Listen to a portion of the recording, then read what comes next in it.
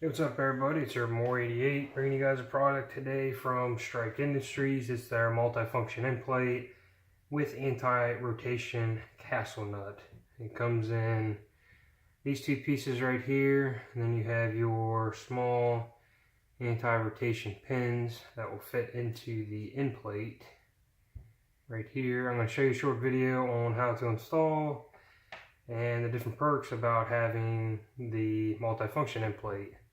With the multifunction end plate, you can hook up a standard AR-15 sling, you can hook up a Qd Sling, or you can hook up a Swivel sling with a hook. I have a hook sling, so I'm left-handed, so I'm going to be mounting this with the hook portion up for being a left-handed side. This is ambidextrous, so if you want it either side, will still work. I'm going to show you guys how to install it. I already have my lower completely disassembled as far as I need to go. I have my buffer spring, buffer retainer, I have my detent and detent spring out already. So I'm going to go ahead and start putting it together. First off, what you want to do is take your castle nut and make sure that the teeth section, the serrated section here, is towards your buttstock. So if you go ahead and thread that on all the way.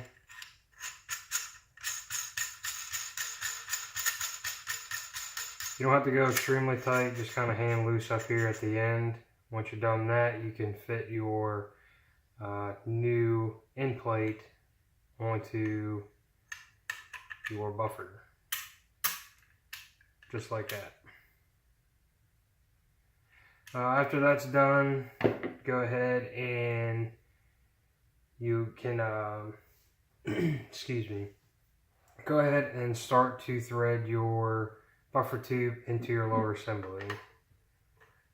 It's really important to try to not cross thread, because if you have cross thread, then you can have a lot of problems down the road. So I'll go ahead and I'll thread this on all the way till it's almost flush to where I need to put my buffer retainer spring and my buffer retainer in. Once I get to this section, this is a lot different from a lot of other builds. With this Strike Industry plate, put your buffer retent in first, because there's a section here on the back, this hole right here, that you can drop your detent in. After you get this all set up, you can drop your detent and your detent spring in here, and then follow it with one of these anti-rotation pins inside. So once I go ahead and get all that set up, I'll take my spring, drop it down, take my retainer, drop it down inside, and this is where you gotta put a lot of pressure down and make sure that it doesn't come flying out.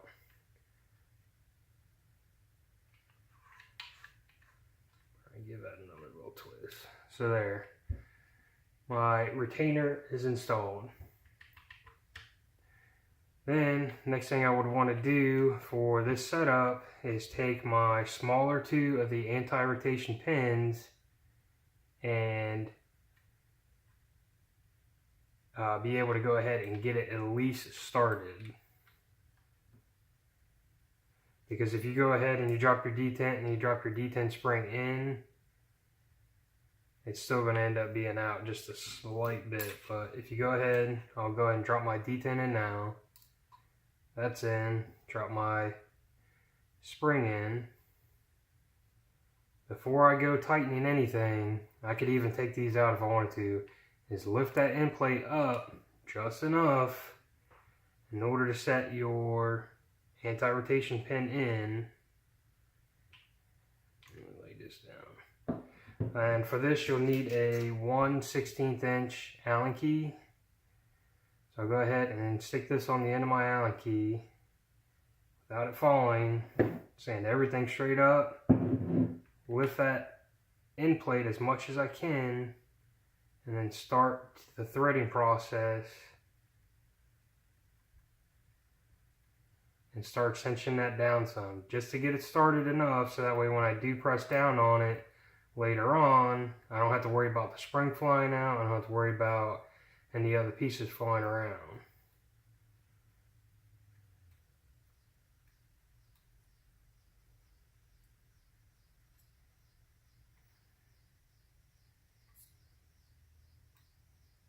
So once that starts to get down and starting getting roughly flush on the end plate is when I can go ahead and drop the whole entire section down. And then that process there will help eliminate not bending up my retainer spring for my detent spring.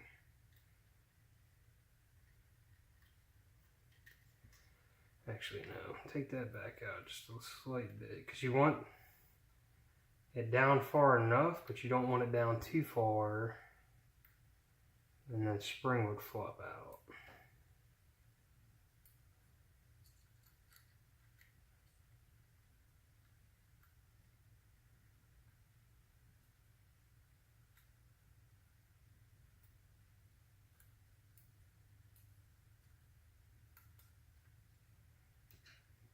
So you still want to make sure that there's enough room in here so that spring can sit inside. I don't know if you guys can see that or not. So that way it sits flush inside that hole. So excuse me, you do not want to crank this down that far. You actually just want to make sure it's enough room in there that it'll still be able to compress it down.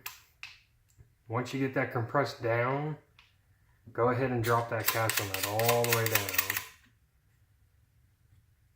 Just like that. There's enough thread in there so that it won't pop out. Then I can go ahead and crank it down all the way till it sits flush.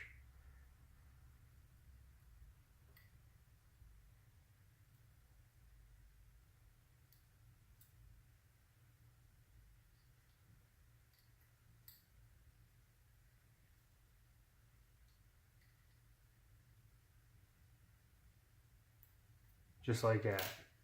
Then you go ahead and you want to tighten up your castle nut using your AR-15 armor's wrench. I'm going to go ahead and pull it off camera so that way I can make sure I get enough crank on it. But once you get it on, it's pretty much ready to tighten left to loosey. I'm going to go ahead and stick it between my legs, that way I'll be able to get enough torque on it. So 1 minute.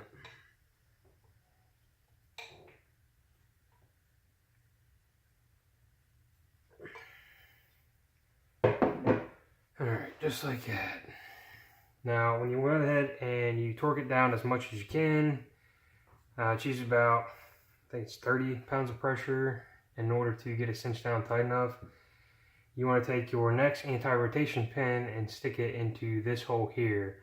But a lot of the problem is you have to make sure that these grooves that are on your castle nut, make sure that you have enough room in order to drop that anti-rotation pin down inside. Because if you don't, it's not going to go straight in.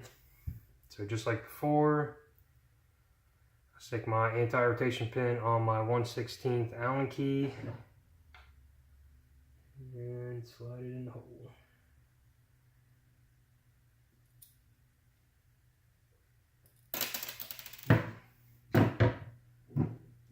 I'm going to go ahead and pause the video and get this threaded on, and then I'll pick right back up where I left off. Hey, I'm back. Sorry for the short break. Go ahead and I just threaded this all the way down. Once you go ahead and get all these threaded down, make sure they're nice and snug. This one over here, make sure it's about flush. You'll feel it as you get it right about there. Make sure it's nice and snug. After you get done with that, you want to make sure that your back pins work. They still do. It does not come out all the way. That means your detent is in. You still have it in there. Your detent spring is fully seated all the way through. That's pretty much it. You're done.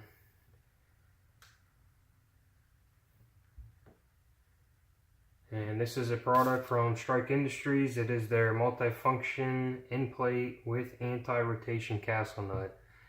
A lot of big things too when you're putting this together and you're going through the steps is you want to make sure that this section here, these grooves line straight up and down with this hole. Otherwise you'll have horrible time trying to thread this. You'll end up cross threading it, everything else.